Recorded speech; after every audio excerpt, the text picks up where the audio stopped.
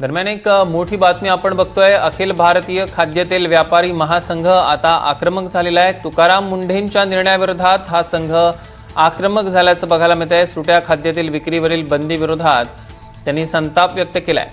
या क्षणाची एक मोठी आणि महत्त्वाची बातमी आपण बघतोय। तुकाराम मुंढेंच्या निर्णयाविरोधात आता आक्रमक होतोय हा संघ, व्यापारी संघ। सुट्या खाद्यतेल निर्मितीवर आणि विक्रीवर बंदी आणल्यानं अखिल भारतीय व्यापारी महासंघ आता आक्रमक झालेला आहे। सुट्या खाद्यतेलाच्या विक्रीवर बंदी घालण्यात आली आणि याच निर्णयाविरोधात हा संघ आक्रमक। प्रांजल कुलकर्णी आपले प्रतिनिधी आपल्यासोबत जोडले गेलेत। अधिकचे अपडेट्स घेऊया प्रांजल। सौरभ, आपण जर बघितलं तर तुकाराम मुंढे यांनी पदभार घेतल्यापासून एफडीए म्हणजे महाराष्ट्र अन्न व औषध प्रशासन विभाग हा चांगलाच ॲक्शन मोडवरती आलेला आहे।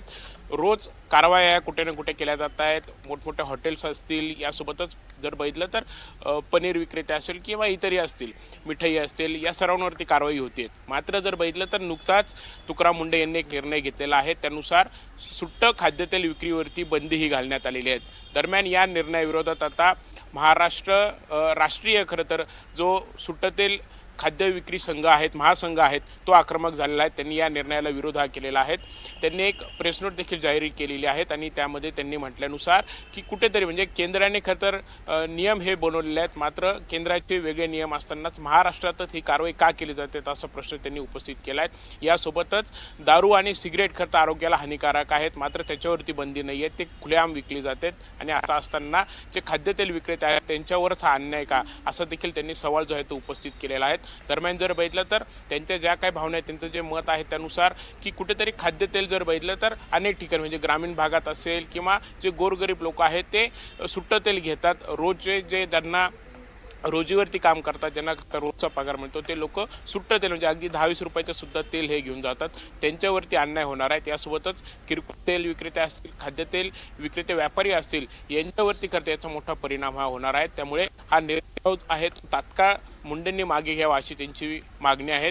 जवळपास 1 महिन्यापूर्वी या महासंघाने तुकाराम मुंढेंची भेट देखील घेतली होती आणि हा अन्यायकारक निर्णय जो आहे तो तुम्ही घेऊ नका असं देखील त्यांनी मागणी केली होती। मात्र ही मागणी जी आहे ती पूर्ण करण्यात आलेली नाही आहे। त्यामुळे कुठेतरी म्हणजे भेसळ होऊ नयेत याच्या विरोधात आम्ही देखील आहेत। भेसळ करण्यावरती निश्चितच कारवाई करा। मात्र अशा प्रकारे प्रांजल, थोडंसं थांबवतो। शंकर ठक्कर आपल्यासोबत जोडले गेलेत, जे अखिल भारतीय खाद्यतेल व्यापारी महासंघाचे अध्यक्ष आहेत। शंकरजी, स्वागत आहे तुमचं एनडीटीव्ही मराठीमध्ये।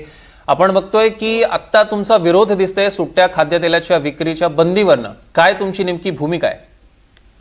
बघा, आपल्या देशात वर्षानुवर्ष खुल्या तेलाची विक्री सुरू होती। 2006 साली केंद्र सरकारने एफडीए कायदा हा रद्द केला आणि एफएसएसआय म्हणून नवीन ऍक्ट आणला। त्याच्या अंतर्गत त्याच्यात सुट्टे तेलाची विक्रीवरती बंदी आणली होती आणि प्रत्येक राज्याला त्याची आवश्यकताप्रमाणे त्यांनी तो बंदी उठवावी असं त्यांच्याकडे पॉवर्स दिलेले आहे। हा पॉवर्सच्या अनुषंगाने महाराष्ट्र सरकारने 2024 पर्यंत हा बंदी उठवली होती। 2024 नंतर कार्यवाही होत नव्हती, आवश्यकता भासत नव्हती, म्हणून याच्यावर पुढे काही कार्यवाही झाली नाही। पण मुंडे साहेब आल्यानंतर मुंडे साहेबांनी लगेच ते खुल्या तेलाची विक्रीवरती कारवाई सुरू केली। आम्ही त्यांना भेटलो आणि निवेदन केलं की आपल्या महाराष्ट्राची हा आवश्यकता आहे। गोरगरीब जनतेचा प्रश्न, आदिवासी खेडेपाड्याला राहणारे जे लोक आहे, जे नेहमीचं स्वतःचं जे उत्पन्न आहे 200, 300, 400 रुपये, त्याच्यातून ते सगळं त्यांचं घर चालवत असतात, त्यांचा चुला चालवत असेल तर त्यांना 20, 30, 40 रुपयाच्या जे काही आवश्यकताप्रमाणे हा खुल्या तेलाच्या प्रकारानेच त्यांच्याकडे पोहोचू शकते। जर त्यांना पॅकिंग मध्ये घ्यायचं असेल तर अर्धा लिटर 1 लिटरचं जर तेल ते घ्यायला गेले तर जे खुलं तेल आहे त्याच्यापेक्षा पॅकिंगचा खर्च आणि ब्रँडिंगचं हे सगळं मिळून प्रत्येक 18 ते 20 रुपयाचा त्यांना बुधण लागतो। म्हणून आम्ही त्यांना विनंती केली, पण विनंती ऐकली नाही आणि उलट विकणाऱ्यांवरती 10 लाखापर्यंतचा दंड आणि 10 वर्षाची सजा जेलची असा नियम आणलेले आहे, जे अजिबात चुकीचे आहे। देशभरात अशी कुठेही अट नाही आहे आणि हा कायदा केंद्र सरकारचा आहे, पॉवर केंद्र सरकारकडे आहे, तरी शासनाने हा निर्णय घेतलेला आहे। त्याचा आमचा संपूर्ण विरोध आहे आणि हा परत घ्यावा अशी आमची विनंती आहे।